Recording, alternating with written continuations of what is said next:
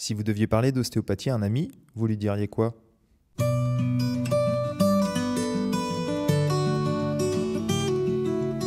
Alors pour moi c'est évident, hein, je dirais ça fait des années, j'ai mal dans le cou, dans le haut de l'épaule, sur le dos.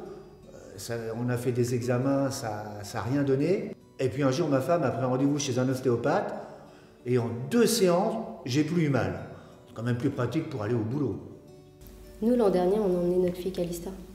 Elle avait régulièrement des otites. Cela devenait très embêtant. Une amie m'a dit d'essayer l'ostéopathie.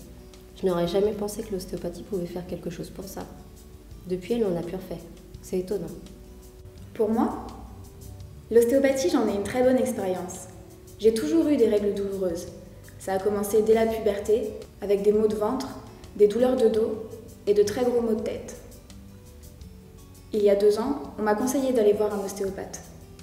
J'étais réticente au début, mais j'y suis finalement allée. Et maintenant, nickel. Je passe cette période sans gêne ni douleur. C'est parfait. Bon, comment vous dire, à mon âge, on se rouille.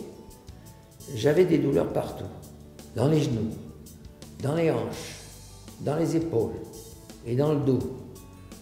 Et puis, je dormais vraiment mal. Je suis allé voir une ostéopathe à côté de chez moi.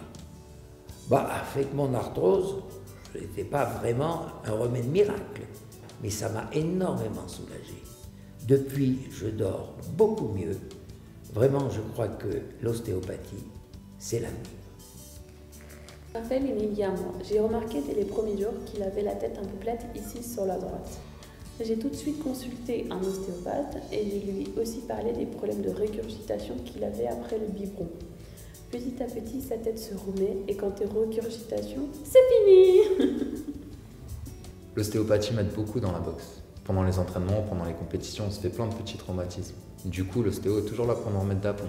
Avant les entraînements, après les entraînements, à notre niveau, on pourrait vraiment plus s'en passer.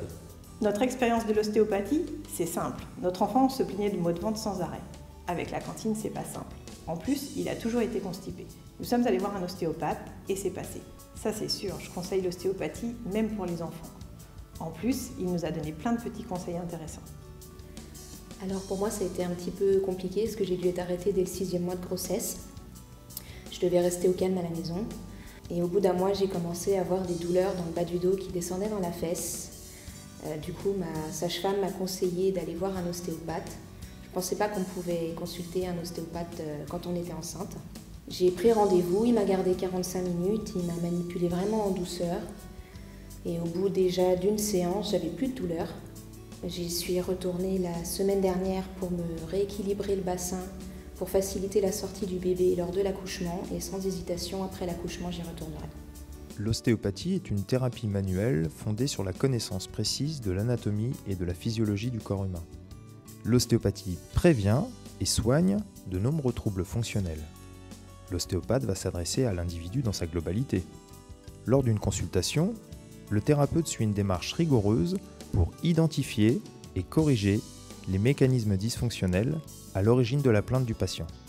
Il procède d'abord à un interrogatoire afin de préciser le ou les symptômes présentés, mais aussi pour recueillir des renseignements sur les antécédents du patient. Dans un second temps, il effectue un examen visuel et palpatoire pour établir un diagnostic ostéopathique. Il met enfin en place un traitement adapté par des techniques manuelles, douces et non traumatisantes, les mieux adaptées et les plus confortables pour chaque patient en fonction de son âge. Ces techniques s'adressent aux structures ostéo-articulaires, viscérales ou crâniennes. Elles visent à rétablir une bonne mobilité aux structures qui sont bloquées. Ce praticien, après minimum 5 ans d'études, est en mesure de déterminer s'il n'existe pas de contre-indication à sa pratique et travaille en étroite collaboration avec les professionnels de santé. Le tarif moyen d'une consultation en ostéopathie est entre 50 et 80 €. Vous pouvez vous renseigner auprès de votre mutuelle pour le remboursement.